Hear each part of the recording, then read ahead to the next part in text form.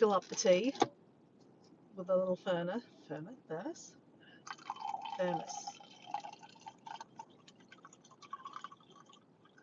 because I'm proper concentrating.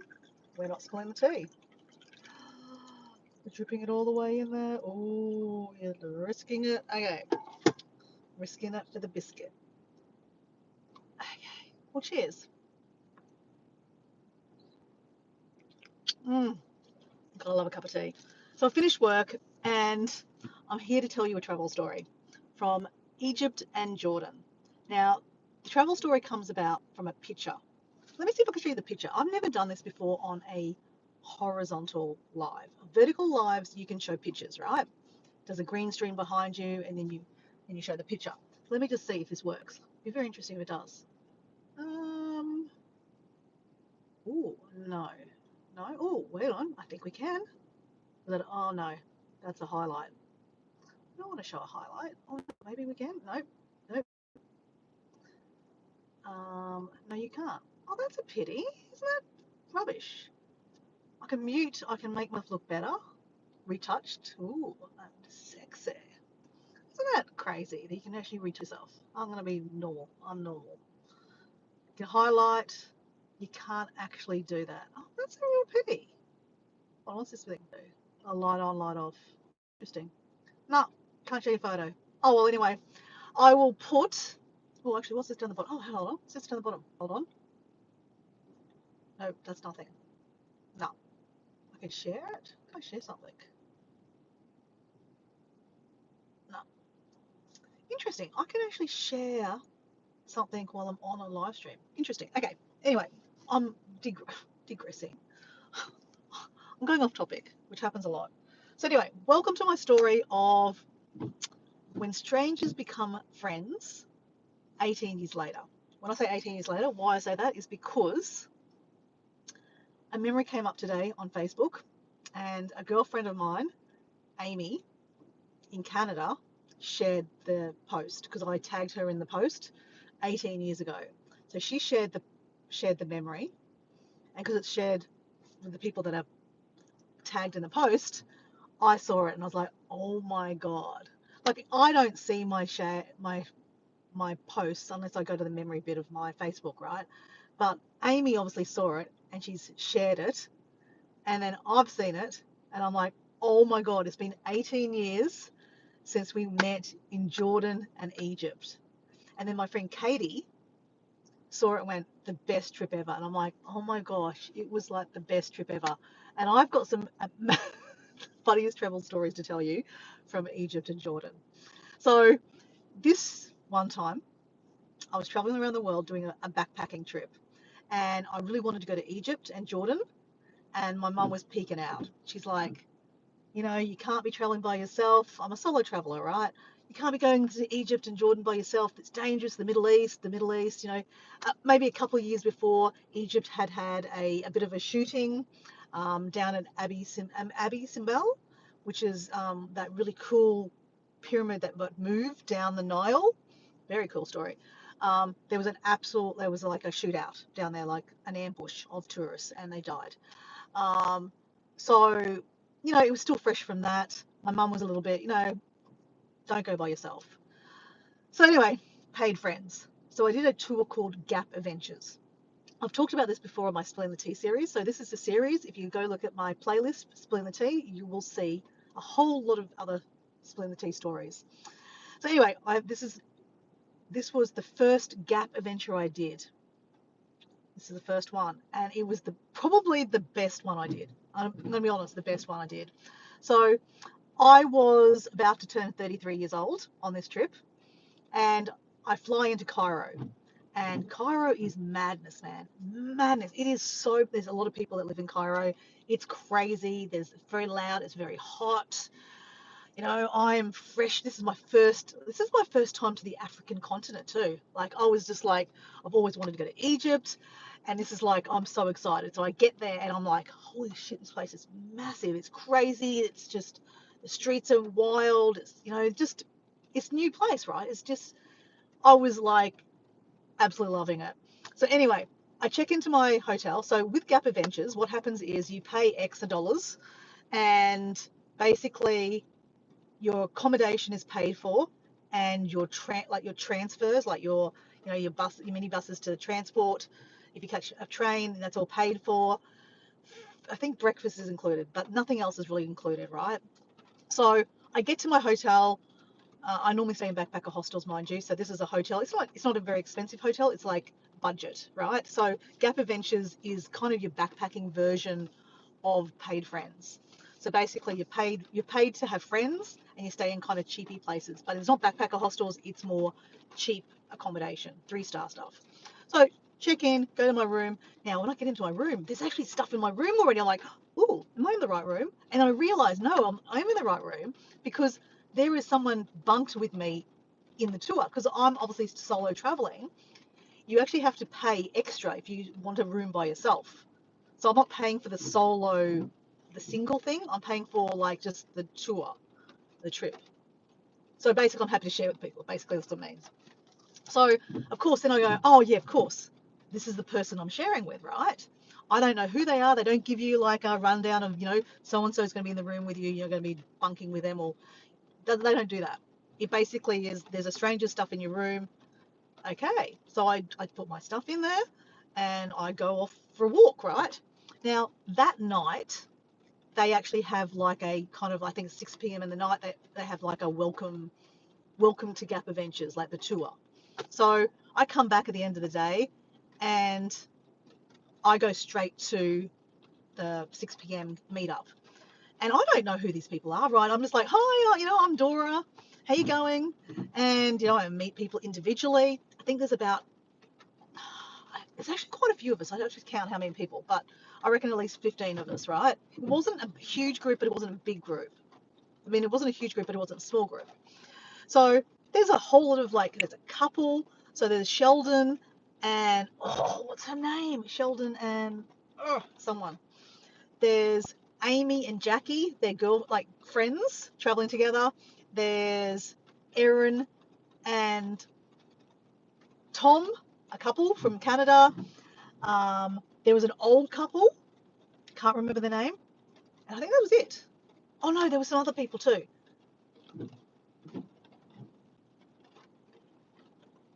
Anyway, that's not the point. So anyway, we all meet up, and I meet this girl, Katie, and she's like, are you, well, obviously we're the only one single traveling, solo traveling. She's like, obviously you're staying in the same room as I am. I'm like, oh cool, nice to meet you, right? I'm Dora from Australia. She's Katie from America. I think where's she from? New England, I think. Where was she from? No, she's from Chicago. And I'm like, oh cool, nice to meet you. And yeah, we just bond like that. Like, she was maybe 10 years younger than me. Actually, you're right. I was 33. I was turning 33. She was about 23. Age doesn't really matter when you travel, right? Well, it can, but it can't. But it didn't in this stage. So anyway, we got on like a house on fire. I was like, oh, cool. This is so nice. Like, I literally have a paid friend, and we're traveling around the world, traveling around Egypt and Jordan together. And she was awesome. And I celebrated my, 33rd birthday. I've talked about this story before, so you'll have to find that video. Anyway, the reason why this is a funny story. Hey, is that Jennifer? Oh, I can't even see that now. Someone just made a comment. I normally get away with actually doing a live stream without anyone even seeing my comments here. Oh, it's Gen X. It's Paw. Hey, Paw, how you going? We were just on Stash for Cash is live, and I said, hey, Paw, how you going? So Paw, Gen X Effect. I'm doing a series called Spilling the Tea while I drink tea. Normally when I drive home, and I'm telling a story of strangers becoming friends and 18 years later.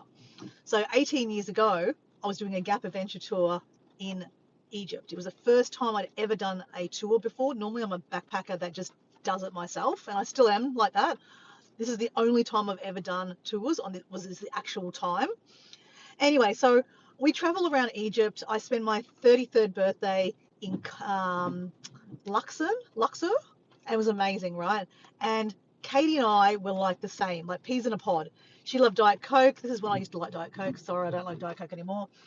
She loved Diet Coke. We drank so much Diet Coke, it was ridiculous. We loved alcohol, which was so much fun. We just had the same style, right? We worked really well together, living together, or not living together, but like literally sharing rooms together. So, strangers put into a situation where you're literally traveling together, it could either make or break your holiday, right? So, if she wasn't a nice person, that could have ruined my whole time in Egypt and Jordan. But she was an absolute angel. I loved her, loved her, loved her. And we're still Facebook friends. And this just kind of also talks about how cool Facebook is. I mean, not everyone loves Facebook. I get that. Why I love Facebook is the be able to connect with people from your previous times you've met them and see how they've see their children grow up. Like for example, Katie, when she left, she obviously became a lawyer and a barrister, and now she has 4 children. And I've watched her children grow up on YouTube. I mean, she lives in Chicago. I don't, live anywhere near Chicago. I'm in Australia. So she's watched my life and how I didn't have children, and my life and how I've traveled and done this and done that. And we send happy birthday messages to each other all the time. Obviously, we're not as close as we used to when we traveled, but that connection we had when we traveled is just, you can't break that. Like I sent her a message after I saw the Facebook memory, and she put like the best trip ever. And I said, oh my God, 18 years ago, I can't believe that. That was an amazing trip. And I sent her a message. I said, oh my God, I can't believe it's been 18 years. And I said, we had such an amazing time. I said, we were so lucky to have found each other, to travel with, even though we were forced to, paid travel friends through Gap Adventures. But like I said, that could have made or break that holiday. Like I said, or the amount of Diet Coke we drank, the amount of alcohol we drank, and the craziness we got up to is like another level. So let me tell you about some of the stories we did. Oh my God. Like, honestly, crazy. I told you one of the stories, which was basically in Luxor. We made friends with a local horse and cart guy, and we ended up going back to his house, meeting his wife and his family, and had a cup of tea and biscuits with his family. And that was an amazing experience as a traveler, right? But this story comes from Jordan, okay? So, country over, Jordan, which I don't know if that's classed as Middle East, right? They don't say Jordan is not part of Africa, the continent of Africa anymore. But anyway, so we're in Middle East now. This is my first Middle Eastern country, right? Jordan. So you fly in, well, we're not flying in. My tour kind of finished in what's it called? Aquabarg on the coast of Egypt, and it's beautiful water there. It's amazing. Egypt is one of my favorite countries I've ever been to. It's absolutely amazing. But anyway, this story takes part in Jordan, okay? And this just talks about the power of friendship when you travel and the craziness you get up to, right? As I said, there was 2 girlfriends, Jackie and Erin. There was a couple, Sheldon and I can't remember her name. There was Erin and Tom, which were a couple. And then was myself and Katie. And there was another, like an older couple. But more the cool people were the girls, okay? Just let's forget about the guys for a second. The cool girls, we got on like a house on fire. Even though the 2 girls, Jackie and Erin, were together, they hung out with us. And listen, it wasn't like, just because we was traveling solo, we were by ourselves, just me and Katie. We were like all part of a group together. And I don't know, like if you've ever had an experience on a tour before, this might not be the same thing, right? I don't know if we just got lucky. I think we got lucky. It was just a really good scenario of women and people together, and we just gelled.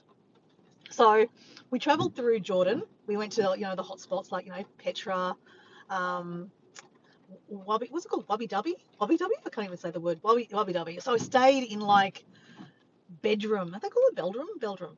We actually stayed in like huts out in the desert. It was amazing, amazing. But we ended up in Amman. Amman is the capital of Jordan. Now, by this stage, we've been traveling for about 15 days together.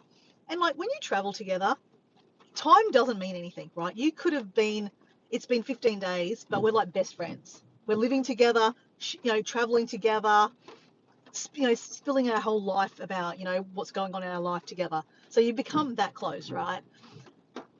So by the end of 15 days, we've finished our tour. It's the last night that we're all going to be together on this trip. And like, let's face it, we're never going to probably see each other again, right? I mean, though I lie because I have seen some of them since. But that's another story. But anyway, so our last night, we all go out drinking. Now, the plan was actually to go to either Syria for the day, Damascus, or go to Jerusalem for the day. So when you're staying in Amman, you're quite close to the border of Syria, and you're quite close to the border of Israel. So you can do a day trip over the border in one day and come back to Amman. So we were looking at going to Syria. I actually wish we'd gone to Syria now, because obviously since then Syria has been completely bombed, and the old, they call it the socks, which is the old markets, have been completely destroyed, which is so sad, because apparently the one in Damascus was like the oldest sock in the world. Sock, I don't know if I'm saying that right. Sock, Soulk, I think. Anyway, it's supposed to be one of the oldest ones in the world, and it was just supposed to be amazing. But anyway, we didn't go. But what we did instead was drink alcohol. No regrets, right? We had the most fantastic time. So it's appropriate that I'm having a spilling the tea while we drink this. Trust me, there was no tea drank. There was no tea drank. So we get to this bar, and we are just having a ball. Like, there's no one else. We're just all of us girls, or some of the partners, just drinking alcohol, absolutely having a ball. Now, just remember, I'm traveling for 6 months. I don't have a huge lot of money. Okay, when you're backpacking, you don't have a huge lot of money. That's why you backpack, because you don't have a lot of money. And even though I'd spent the money on these tours, they weren't relatively that expensive. Okay, in the scale of life, they weren't that expensive, but I didn't have a lot of money. Okay, so I was in the middle of going from, the next destination was I was flying to Miami to get to Cancun and then going to South America. So I was in the middle of my trip.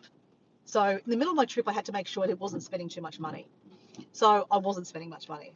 So I was being very, very careful about what I drank, because like I couldn't, like, Amman is actually quite an expensive place. I don't know if you've ever been, but Amman is actually quite a well-to-do country. I mean, well-to-do capital. Jordan is actually not a cheap place. Um, Egypt was a lot cheaper. Amman, I felt like it was a little bit more expensive. High, just, yeah, better. Like, just, it was just a cleaner country. Everything worked differently. Okay, as I said, it's very different. And I think there was a female president by then, or prime minister back then. I can't remember. I'm sure there was. But anyway, that was pretty cool. So anyway, we're drinking in this club, and I'm very, very cautious about how much I'm spending, right? I'd love to get drunk and have fun with all my friends, but I can't spend a lot of money. I'm in the middle of my trip. I've still got another 3 months of my trip to go, right? So I'm being mindful of, how much I spend and not drinking much alcohol. Suddenly, a group of locals come in. Now, let me get this right. You know how they wear the scarves on their heads, the men, the sheikhs? They call them the sheikhs. I don't know actually exactly why they wear them on their heads. But my theory was, and I think my theory is still, is that it just means that you are kind of well-to-do. As in, you've got some money. I think. Anyway, so there's these guys in the tartan, not tartan, but like red, they're red and white, or they're black and white, crisscrossed, checkered kind of scarves on their heads, right? The women never wore them. And then I see and then the wives were there too, some of the wives. And they weren't wearing like the burqa. Because a lot of people in Jordan and in Amman are wearing, they're covered up, because it is an Islamic country, right? But anyway, so the guy's wearing I don't know what you call them over your head. And some of the wives aren't dressed like they're not covered up. And I thought, that's interesting. Anyway, I don't know how it comes about, but at the bar, I get talking to the wife, as Eudora does, right? So I'm like, blah, blah, blah, nice to meet you. Are you from Amman? Yeah, I'm from Amman. And she speaks really good English. I'm like, oh, you speak really good English. I'm Dora. I'm from Australia. This is the last day of our holiday with each other. I tell her that we're all on a tour together and we don't know each other. She goes, oh, I wouldn't have known. She goes, I've been watching you and seeing how, you look like you're so good friends. Like, we're all hugging each other and like just having a ball, right? She goes, oh, I would have thought that you were friends for a long time. I said, no, we're literally friends for like the last 15 days. She goes, oh, that's lovely. Anyway, we get talking, and her husband starts shouting us drinks. So this is where it gets a little bit bad, guys. Not bad, but you should be very careful about getting drinks from people, right? But anyway, Dora, kids on getting drinks. And I'm not alone, right? All our friends are here and we're all going for gold. Like, he's literally got a wife. Though now I think about it, he maybe wanted another wife. Interesting. Anyway, so we're all drinking, the guys too, right? And he's not being sloppy. He's not being like, sleazy on any of us girls. The wife is talking to us. She's lovely. I've got photos of her with us all. Like, there's a photo of us, all us girls on the couch, all hugging each other, and she's in the photo with us. So yeah, she became part of our little crew that afternoon. Obviously, we're drinking her husband's money. Anyway, by this time, we're pretty sloshed. Okay, pretty sloshed. Somehow, in this little scenario, we get talking to one of his friends. And these are older guys, okay? Like, as I said, I'm 33. Most of my friends were like, Katie was 10 years younger, but the rest of the people were around about the 35 age, right? We're not, we're kind of age, right? I don't know what we call middle age. We're 30-ish, okay? And the guys, the husbands, are probably, I'm going to guess, pushing 40, 50, okay? They're a little bit older. We're not at all attracted to these people, okay? We're just drinking their alcohol. So anyway, we were kind of a bit worried also that, frig, I hope they don't run away and leave us with the bill because this would be really bad. But I think we were being very careful, said, hey, look, you up, like, we don't want to take advantage, like, we don't have a lot of money and obviously this place is expensive. He goes, no, it's okay. We're paying for it. And he kept on paying for it as it goes. So I was like, okay, cool, we're not going to be lumbered with a bill because otherwise we're not going to have any money, right? So somehow, bit by bit, we all start leaving. I think we already had dinner too. They asked to pay for our dinner. Anyway, it's a bit foggy, right? Because there's a bit of alcohol, right? And again, I'm not promoting doing what I do, okay, guys? I always say don't subscribe, don't do what I do, okay? Do the absolute opposite, okay? This is one of the scenarios that you do the absolute opposite. So, very, very drunk in the capital of Jordan, Amman. And we are a cab ride away from where we're staying. Now, the next morning, let's add to this level. The next morning, both Katie and I are flying out at let's just say about 8 o'clock, 9 o'clock in the morning. Yep. And we're drunk the night before. Very drunk. So I'm not proud of this, I'm laughing really. But a lot of the other friends are like, we're all saying goodbye, love you, mwah, mwah, mwah, getting photos taken. There's some funny photos, okay? And bit by bit, everyone's saying goodbye. Now, some of the guys are like, hey, what are you doing, Katie and Dora, what are you doing? And they're like, no, we're going to stay with this guy. He's going to take us back to his house because we want to check our emails. So the scenario was, I believe I was waiting for an email, and it's very, like, you've got to be careful when you're checking emails in public, places, because, you get spam and all that kind of stuff like that. And I also am very familiar, not familiar, but like very careful about checking my bank account, because obviously this is 18 years ago. We didn't have mobile phones back then. It was all public Wi-Fi. It was public internet stuff.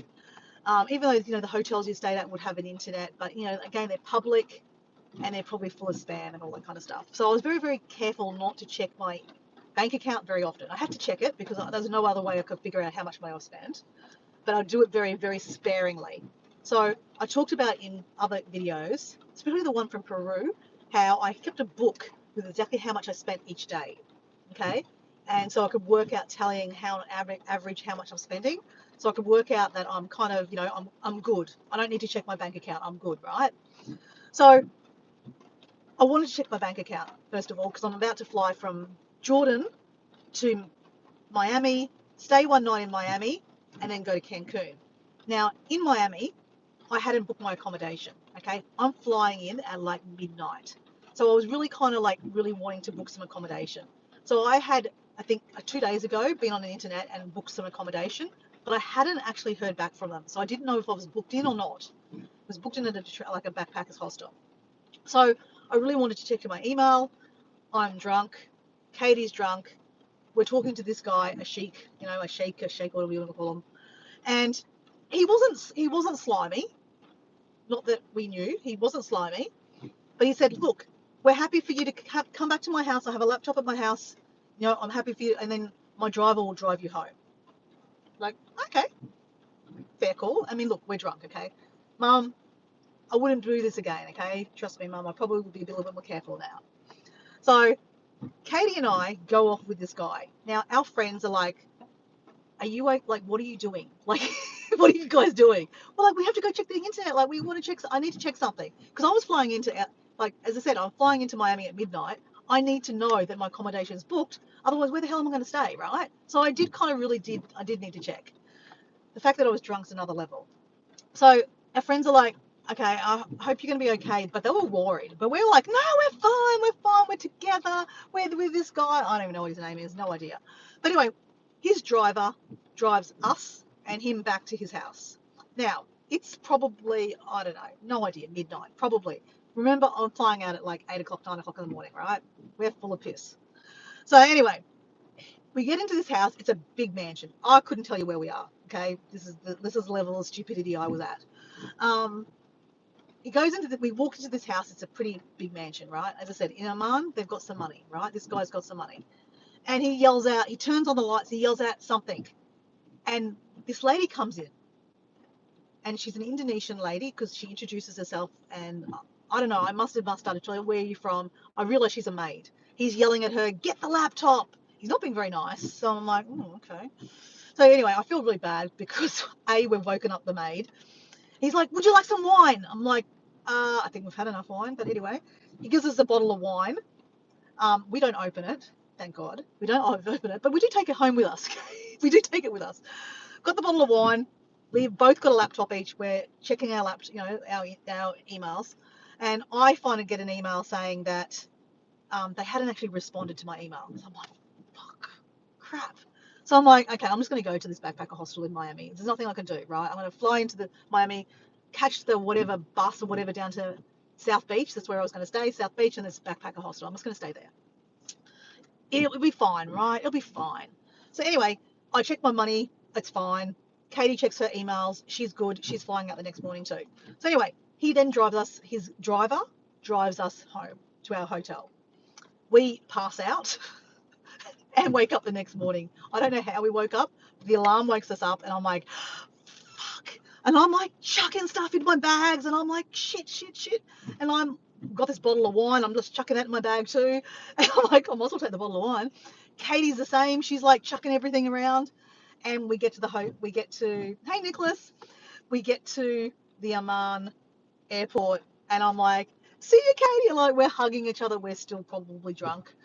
We're hugging each other. Like, she was my sister, right? Like, we'd spent 15 days together, sharing, a room together, traveling around Egypt and Jordan. She was like my little sister. It was lovely. And it just felt so nice to hug her and say goodbye and hope that, one day I'll see her again. Anyway, I get on my flight and it's buffing. Oh no. Well, that's a pity. Anyway, I'll just keep on going with the story. I fly to Miami. Okay, maybe I'll drive a little bit. Drive.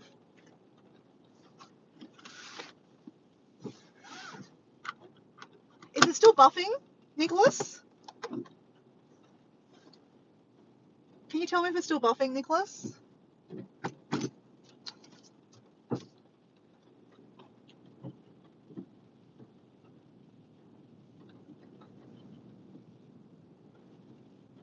Is it still buffing? Am I buffing? I don't drive home anyway. So anyway, I'm good. I'm good, Nicholas. I'm just telling you a spilling the tea story, and it's okay. And it's one of my favorites. It's one of my favorite stories. I can't believe I haven't told it. But a memory came up on Facebook today, and one of my girlfriends from Canada shared it. It was my memory originally, but I tagged all my girlfriends that I met when I was traveling around Egypt and Jordan in the video in the pictures, and she shared it today, and this is why I just kind of remembered this story. And I tell you, it's crazy. So anyway, I drunkenly, very, very hungover, flew home. I think that's Chance. Is it Nicole? I don't know. I'm sorry, guys. I can't really see who's there.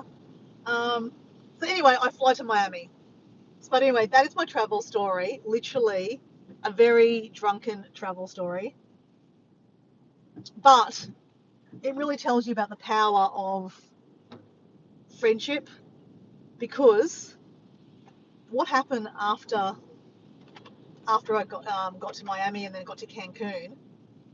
I went on my way, right? I went on, I traveled for another 3 months. It wasn't until I got home I started communicating with my friend Erin. Erin and Tom were two of the people that were on the tour, and they were actually coming to Australia. Hi, Dora's mum. Isn't my mum there? Hey, mum. And mum, you're probably not going to like this story, but anyway, I've already said it.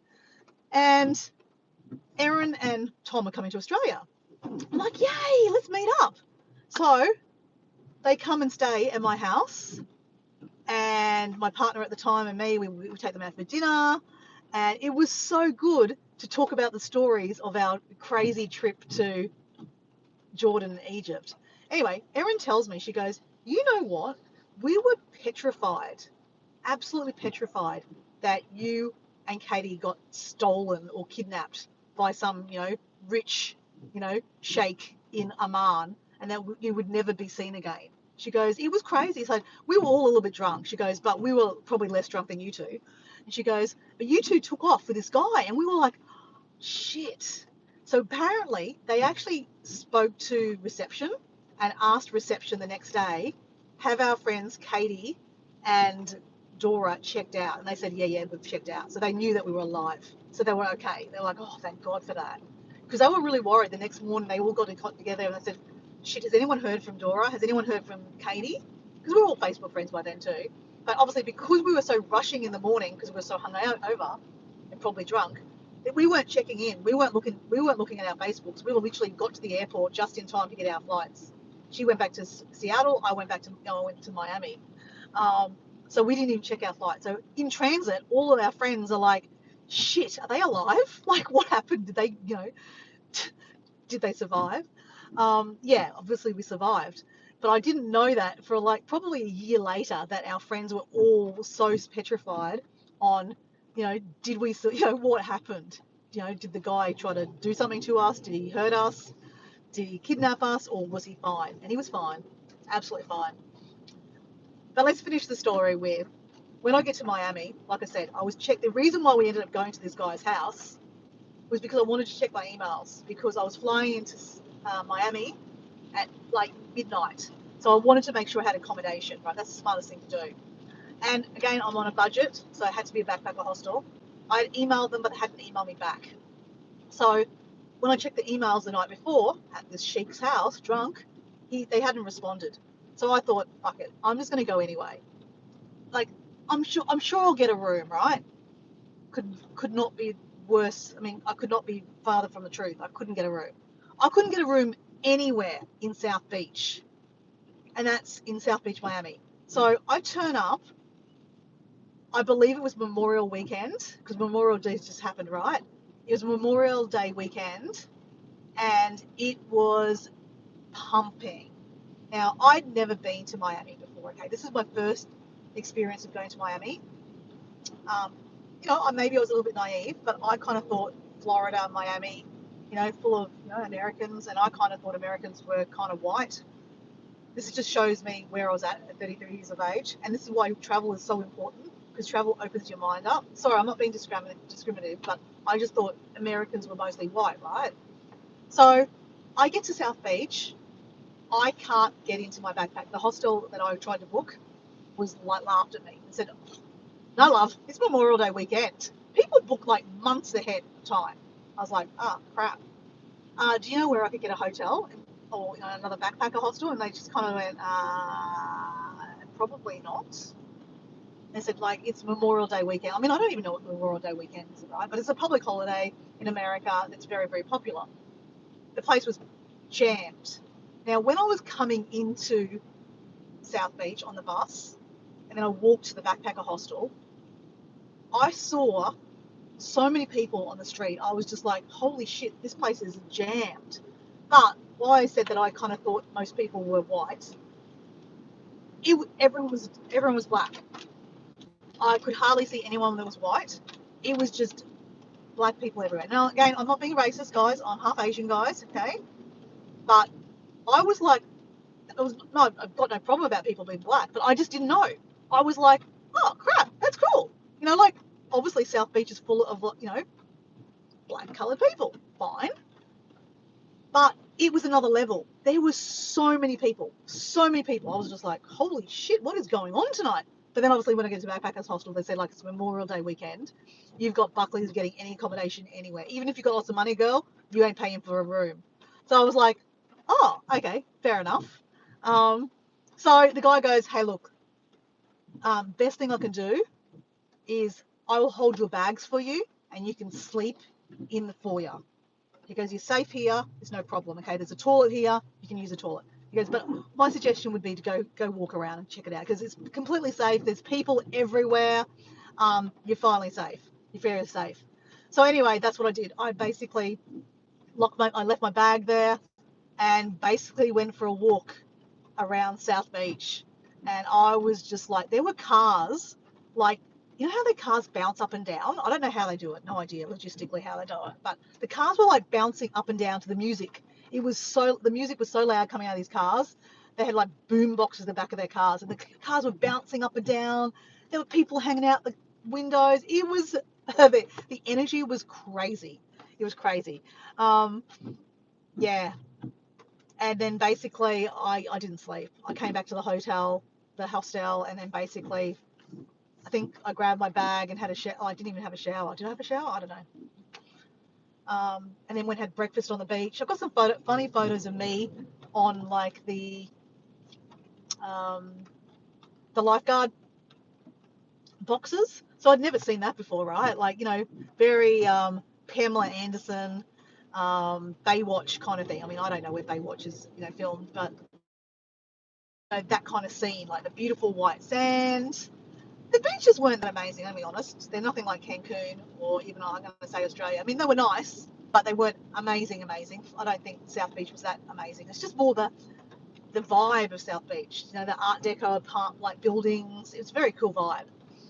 But yeah, I think I played a bit around, the little lifeguard huts and took some photos. And yeah, then I flew to Cancun. But anyway, that is my travel story, my spilling the tea about how strangers. Oh, actually, no, the story goes on. Sorry, guys. I find out a couple of days after I get to Cancun, because we've all exchanged Facebook pages, right? My friend Katie, that I had been, sharing a room with last 15 days and became like the best of friends and sisters. I find out the reason why she was on the tour was because her father had just died. And she was, like me, daddy's girl. And she was an absolute wreck. And I believe for her from home, I'm going to go to the other side of the world, see somewhere that I wanted to see and be excited about, Egypt, and where the people don't know anything about me. So we did not know that her father had just passed away, and she was she was mourning her dad. But I only found that out, yeah, when I got to Cancun. I saw I saw messages saying, I'm so sorry about your dad's death and all this stuff, and I'm like, oh my God, you didn't tell us. She goes, I didn't want to tell you guys. She goes, I didn't want you to go, oh, this is poor Katie. Her dad's just died. I want you to say, hey, this is Katie and she's having a great time in Egypt, right? But she didn't want the sorrow. So yeah, that was kind of sad. But it was nice to be able to, cheer her up, I guess, in ways, even though we didn't know about it. But anyway, 18 years later, I get to tell the story about spilling the tea, how we got absolutely rotten drunk, and a sheikh paid for all our drinks and food and dinner. I didn't want anything in return. As I said, we were there with his wife. His wife was there, But, now that I think about it, maybe he wanted a new wife. Who knows? But anyway, he obviously didn't want Dora. Anyway, thank you for watching Spilling the Tea. When I do these Spilling the Teas, I can't actually see the chat very well, so it's pointless even saying hello to me. I can see hello, that's about it. So anyway, thank you for listening. If you're watching this on the replay, Marie, I hope you like that story. And there is a playlist. I'll add another video here, the playlist, subscribe, and the next video will be attached to the Spilling the Tea. See you guys, bye.